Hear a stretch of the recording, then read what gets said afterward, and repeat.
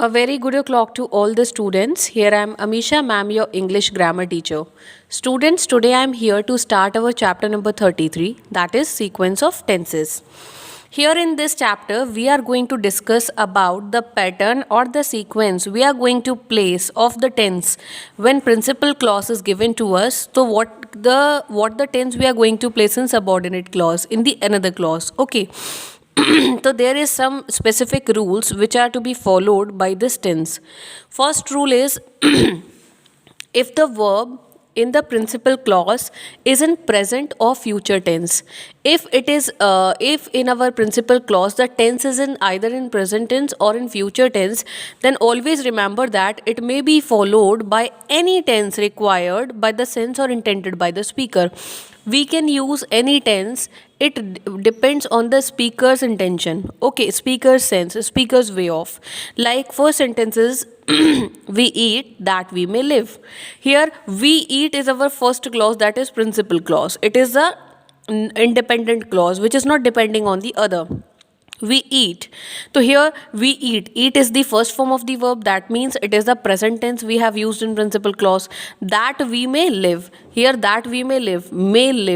Again you can see live is the first form of the verb, so it is followed by the another tense.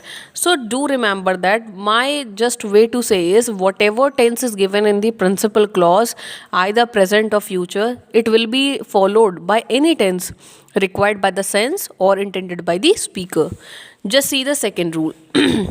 What second rule states? If the verb in principal clause is in past tense. See, if past tense we are using in the principal clause, then definitely you remember that it must be followed by a verb in the past tense in subordinate clause as well. So whatever tense you are using, if it is a past tense in principal clause, example, they thought that I was guilty. They thought, this is a principal clause, they thought. Okay, so thought here is what? Our past form of the verb, that is think. Think is the present form and past of it is thought. So here we have used the tense of the verb as past tense in principal clause. Then definitely it will be followed by past tense only in the subordinate clause as well.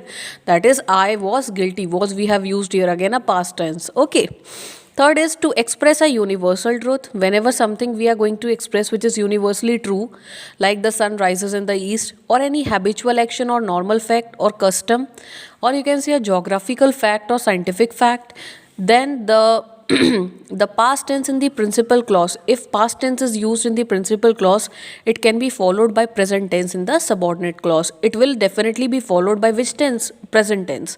But the condition is it must be a universal truth or a habitual or normal fact or a geographical fact or scientific fact. Okay. Example, the teacher told us that. Here the teacher told us, this is what? Our principal clause, and it is followed by the past tense. Tell is the present form of the verb and past form is told. The teacher told us that what? The earth moves round the sun. Here moves is represents that it is the present form. Yani what we have used here, the present tense we have used in the subordinate clause. So always remember that in a principal clause, if it is expressing universal truth or habitual action or geographical fact or a scientific fact, then if a past tense is used in it in the principal clause, then it will be followed by present tense in the subordinate clause. Okay.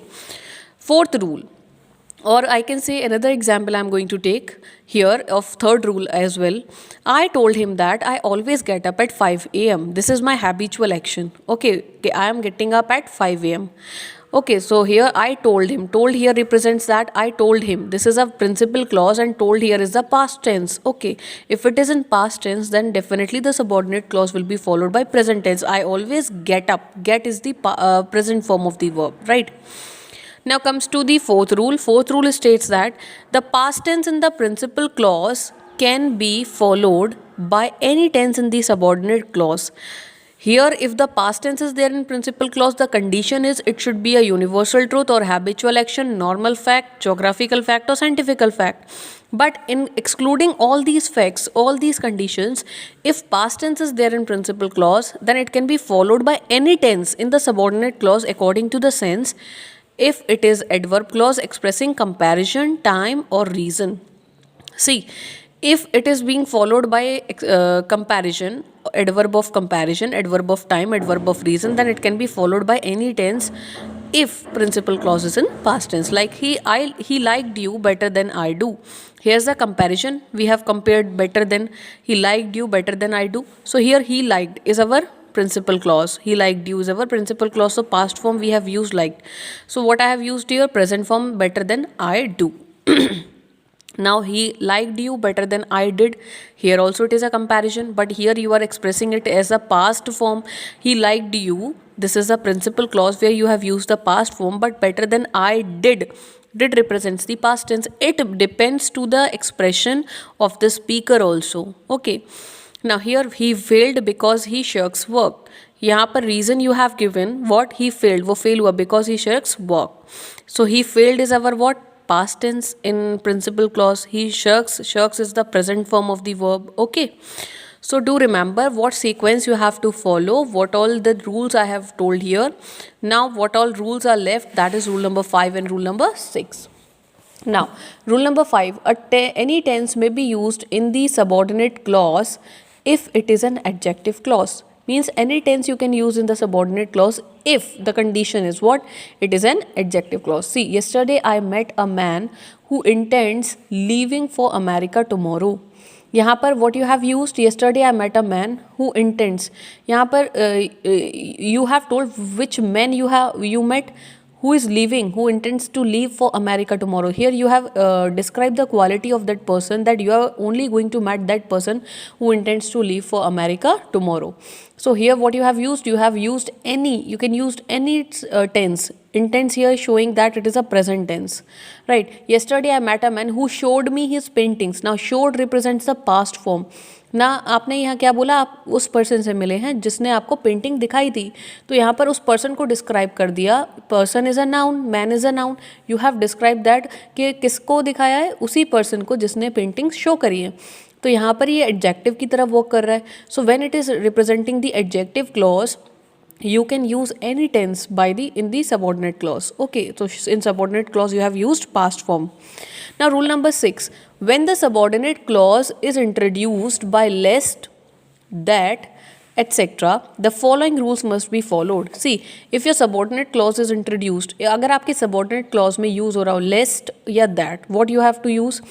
First thing, if the verb is in principal clause in the past tense, if your verb is in principal clause and it is in past tense, the verb in the subordinate clause is expressed by might. So definitely you will use might in the subordinate clause. Like she worked hard that she might win the prize.